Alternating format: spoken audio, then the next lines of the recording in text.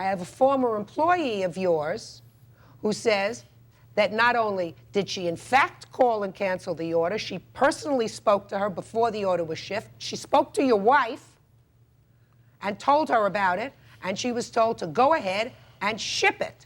And that was before it was shipped. Is that what you're telling me? Yes, ma'am. All right. My wife, plain Just a Stacy. second. So, do you want to change your defense?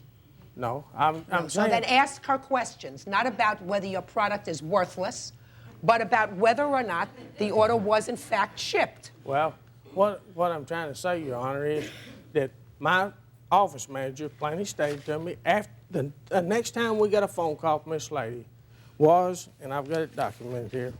Is this your wife? Yes, Step Jamil. up. State your name. Demir Lane. You remember having this conversation with her? No, I do not. You're a liar. I do not. You are a liar.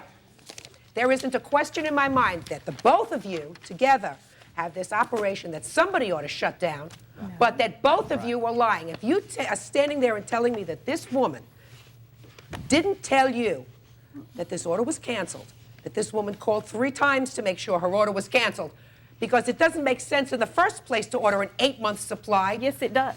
Yes, it does? Yes. We're all over the United States with this product. I want to tell you something. I want to tell you something. If I had anything to say, you wouldn't be all over the smallest, tiniest ant colony anywhere, because not only is this product in all probability a fraud. No, it's in not. all probability a fraud. But in addition, the way you two people have conducted your business, the product is from Europe, and the product is wonderful. The product, yes, madam, if your product was wonderful, yes, then you wouldn't need to defraud people by sending them merchandise that had canceled.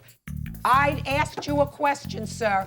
I said to you, do you want to change your defense to the fact that your defense to her action is she never called and canceled that first order? No, and you said you don't. And I'm telling you, you're lying and your wife's lying. That she called and canceled the order, and you said stick it to her anyway. You told her to fight the charge back, which she did. She fought the charge back, because there isn't a question in my mind that after this woman came home and spoke, I'm speaking, that after this woman spoke to her husband, that he said, we can't afford $1,500, put your hand down. He said, but see if you can get a smaller supply. She called and she was scared to death, put your hand down. Because every time that hand goes up, it's going to cost you money. That she called immediately and said, you know, my husband almost killed me, you know, when he found out how much this is going to cost, $1,500. I can't afford $1,500. Just send me a smaller supply. And she was told, okay, we can send you a 2-month supply for $500. She said, I better call and ask my husband. I'll call you right back, which is exactly what she did. And you people shoved it down her throat. It's going to cost you a lot of money, because ordinarily, I would not charge you with punitive damages. But you came in here, both of you, and you lied. And I don't like that.